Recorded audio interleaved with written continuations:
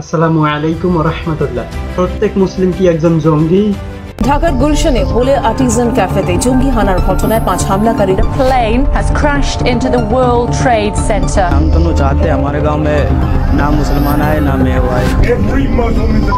School লাইফে ইসলাম শিক্ষা বইতে পড়েছি ইসলাম শান্তির ধর্ম। বর্তমান বিশ্বে এই সত্যের সত্যতা বের করার জন্য বেশ কয়েকটি প্রশ্নের উত্তর প্রয়োজন। আমি আপনি সহ সমগ্র বিশ্বের 25% মানুষের ধর্ম ইসলাম, কিন্তু বাকি 75% মানুষের আঙুল কেন ইসলামের দিকে? We can't claim Islam to be a religion of peace. পশ্চিমা মিডিয়াগুলো অনবরত ইসলামকে বলে চলেছে জঙ্গিবাদ। This uncertainty back in the US tonight, security is now being stepped up. শুধু নিউজ মিডিয়া কিংবা টিভি চ্যানেল না, পশ্চিমা সিনেমাগুলো সবাই ইসলামকে জঙ্গিবাদ হিসেবে আখ্যায়িত করছে।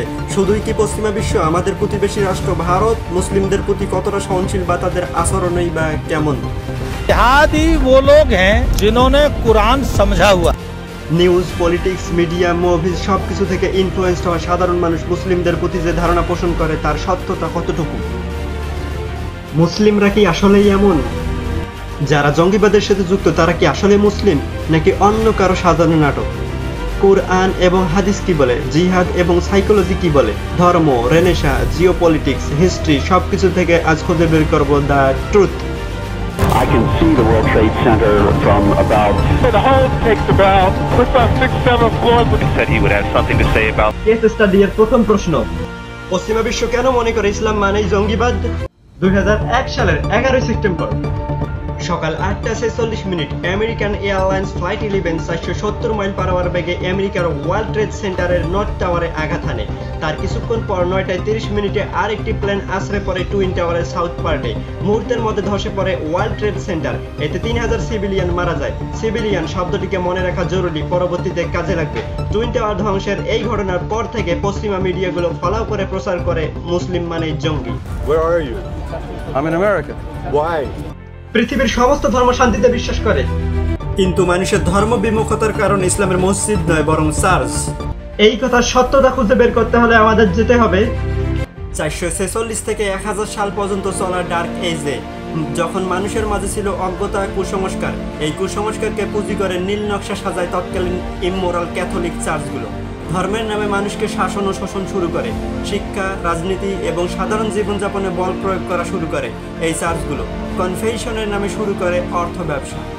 চার্চের চাপের মুখে মানুষ যখন দিশেহারা তখন তারা ধর্মের ওপর থেকে বিশ্বাস হারানো শুরু করলো। ধীরে ধীরে মানুষের জীবনে জায়গা করে নেয় আর্টস, কালচার এবং সায়েন্স। এক নতুন জাগরণে মানুষ অর্জন করে এনলাইটমেন্ট। ধর্মকে বর্জন করা এই অধ্যায় ইতিহাসের পাতায় পরিচিত রেনেসাঁ নামে। ইমোরাল ক্যাথলিক ফাদারদের উপর অসন্তুষ্ট মানুষ ইতিহাসের পরিক্রমায় মুখোমুখি হয় তথাকথিত ইসলামের জঙ্গিবাদের এবং ঘৃণা করা শুরু করে ইসলামকে।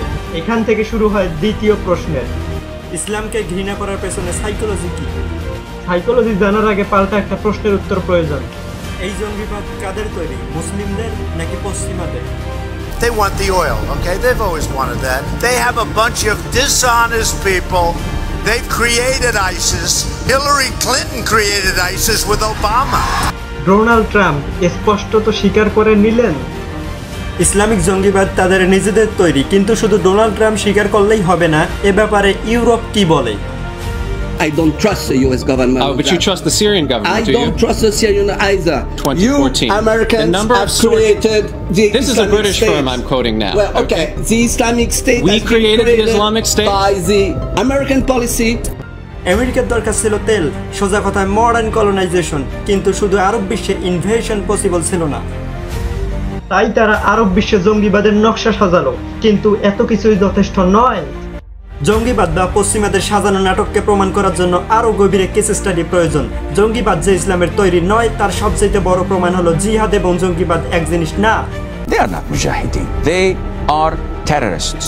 The impact of what they had done, it's not focused on the non-Muslims. Even the Muslims negatively impacted by their actions. Islamic স্কলারদের মতে কোনো প্রতিষ্ঠিত রাষ্ট্রের রাষ্ট্রপ্রধানের হুকুম ছাড়া যে কোনো যুদ্ধ জিহাদ নয়। আইএসআইএস যেখানে প্রতিষ্ঠিত রাষ্ট্রই নয় সেখানে তাদের কার্যকলাপ জিহাদের সাথে সম্পৃক্ত হওয়ার প্রশ্নই ওঠে না। মনে আছে আমরা ভিডিওর শুরুতে 9/11 ঘটনায় 3000 সিভিলিয়ান মারা যাওয়ার ঘটনা দেখেছিলাম। কুরআন এবং হাদিসের কোনো জায়গায় মানুষকে অন্যায়ভাবে হত্যা করার পারমিশন নেই।